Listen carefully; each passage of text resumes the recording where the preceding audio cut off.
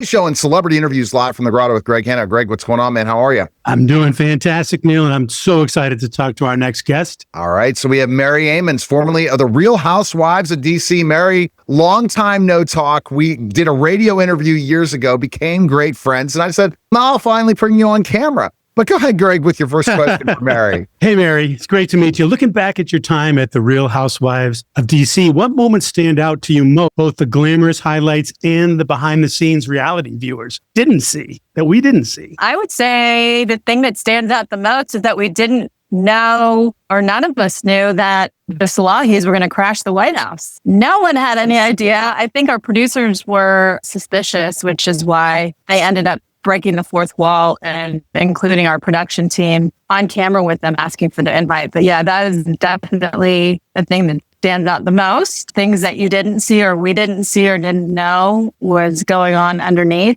But I'd say just the fun I had with production and learning my way around the camera, on the camera, behind the camera. I was very much interested in the process, and I would definitely help production with setting up a scene, what it looked like, how they rearranged the furniture in my house, and how I had some input on that. Anyway, it was a lot of fun. I had a lot of fun and overall had a great experience, and I'm here to talk about it. Awesome. And that's the exciting thing. And Greg, go ahead in your next question. But Mary, when I learned from Mary, is she saw this as an experience different, Greg, because of her father. And we'll go into that further. But go ahead, Greg, with your next question. Another question, Mary, is many housewives talk about the platform that the show gave them. How have you leveraged your time on the series to open new doors, whether in philanthropy or business or personal growth, or what have you done with it? It's a challenge. I'll have to say that when we were coming out off of the show, this is 15 years ago, there really was no structure or support in place from Bravo to help us leverage that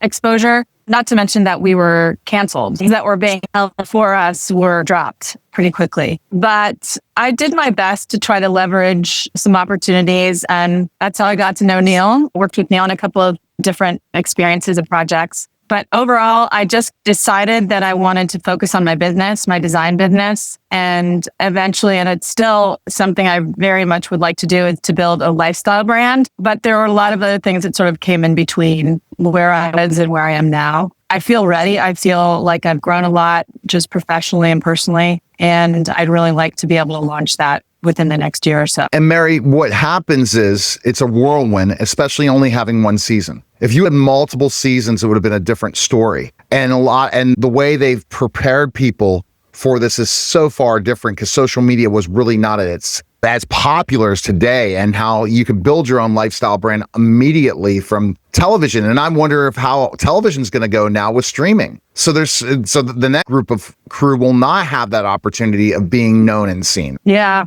I did meet with I did create a little team around me right after, and I did have some really exciting meetings and big dreams, and had some vision boards set up for myself, but I feel like I wasn't quite ready when I just came off the show. And then I got divorced, and there was a lot of other things that came in between my focus. Yeah, you're right. I don't know how streaming is going to interfere with people anticipating an episode that's just dropping rather than just pulling a whole and binging a whole series. I don't know how that's going to help people or hurt people. It's going to depend, especially with Peacock taking over a lot of the brands and reality television. And now I'm noticing less and less NBC. It'll be interesting to see what happens with that entire brand. Go ahead, Greg, with your next question. So Mary, how did being a reality TV impact your family life? And what lessons, if any, did your children take away from seeing you in the spotlight? Wow, if I had my children sitting here right now, they probably would have a lot to say. Yeah, I think it was pretty traumatic for them, and I didn't really realize it at the time. I heard about it more from after their therapy session, but I think it was hard on everybody. Each of my kids, the 5 kids, had different personalities, and Lolly, of course, was on the show. And actually, we had a lot of fun together on the show, but some of my younger kids took it a bit hard. I've apologized, and we've moved on, and now they actually really appreciate it and think it's pretty cool because people still talk about it, and they have friends that watched it and still watch it because it's streaming now. Yeah, they've all grown up and processed it. So he's my dog. No, we can't hear that. Hopefully with Zoom. We're good. Okay. Yeah. So what I wanted to kind of address is, Mary, 15 years down the road, it'll be 15 years that I've been doing radio, television, podcasting in December. And in that time period, we met probably 2 years after 13. We've known each other for about 13 years. It's right place, right time in so many things. I feel today I'm at the right place and right time, which I was not when I met you 13 years ago. Going through the GJ Reynolds and multiple different projects, Andy Russell, I learned so many things that now today I could say are learning experiences. So talk about life lessons and how you learned, and especially with you having 5 kids and me having 6, how you learned through divorce and life and changing who you are to where you are today. Yeah, it's such an adjustment, Neil. And when you're in the thick of it, you don't even realize that you're in the thick of it. And it's as hard as it is. But I'd say just staying close, staying tight with my kids and just communicating and making sure that everyone's okay and that we're all together has helped. But I'd say COVID totally took a hit on all of us for sure and leveled everybody's brain cells and intentions and all of that. It's almost like we have this pre and post COVID time frame and there's this all kind of gray area in between. But I was just growing on so many levels with my business and my family, and everything just settling out has definitely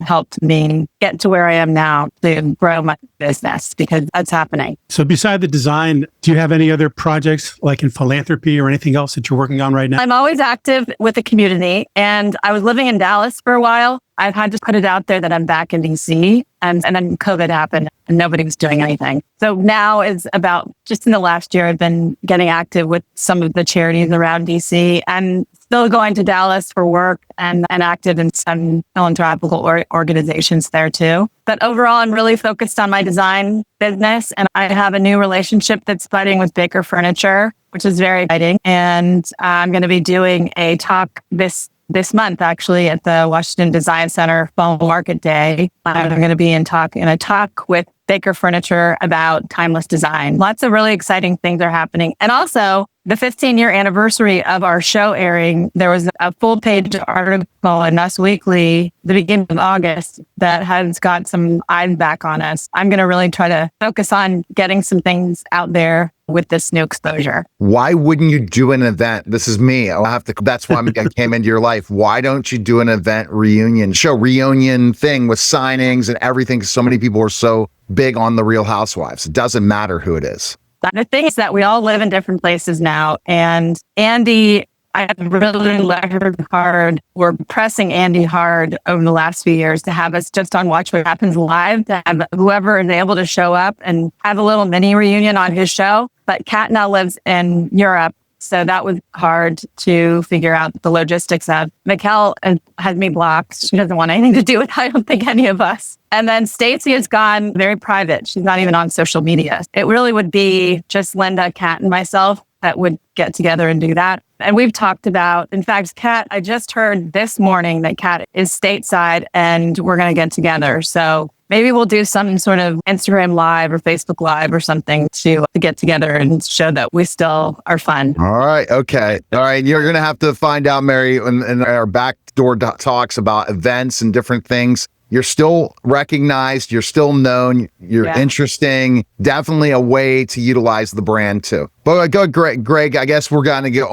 I have one more question before your final question that will get Mary to think. Because all right. Very cool. So Mary, you've always been ahead of the curve, fashion and lifestyle. What trends or movements do you see shaping the way we live and connect in the next few years? This is a very good question, because this has a lot to do with what I'm about to say at my Baker talk. I love timeless design. I love timeless fashion. I do follow trends, but I tend to keep a more classic, timeless look for the way I live, the way I dress. And so I prefer to just keep it simple and definitely spin in the trends, but I like that down home Ralph Lauren, easy, timeless, feels like it's been there forever, relaxed place, home and how I dress. Yeah. Perfect. All right. And as we know, after COVID, perfect business for you to be in is what decorating, because it's so huge. Meaning everybody wants to have their house look like HGTV for sure. I'm doing more than decorating right now. I'm doing all kinds of renovations and designing new builds. So I'm designing homes now more than just interior. Oh, impressive. Okay. I have to catch up on all that. All right, Yeah. Greg, go ahead with your final question for Mary. Okay, Mary. So tell me, what do you feel is the most important thing in life you've ever learned? Oh, the most important thing in life that I've ever learned, the importance of family. I have two parents that are in their 80s that are still alive and thriving. And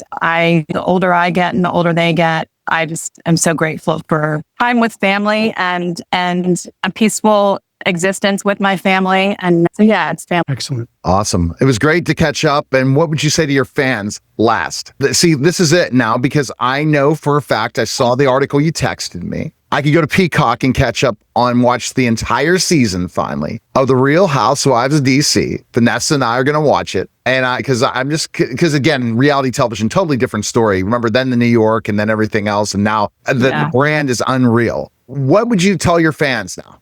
Andy, I have to throw in there with the tech on the end of what you just said is that Andy, last time we were together, he was down here for a talk in the springtime and he called us his classics. So we're considered the Real Housewives classics. So I'll take it. I think we were pretty epic with just being interesting and a kinder, gentler series for the show. But yeah, I'm here. I'm working hard on all my exciting projects and my lifestyle brand should launch hopefully sometime next year. So look out for it. It'll be something to watch. Thank you, Mary. Appreciate it. All right. That was a special simulcast of the Neil Haley Show and Celebrity Interviews live from the Grotto with Greg Hannity. Guys, take care.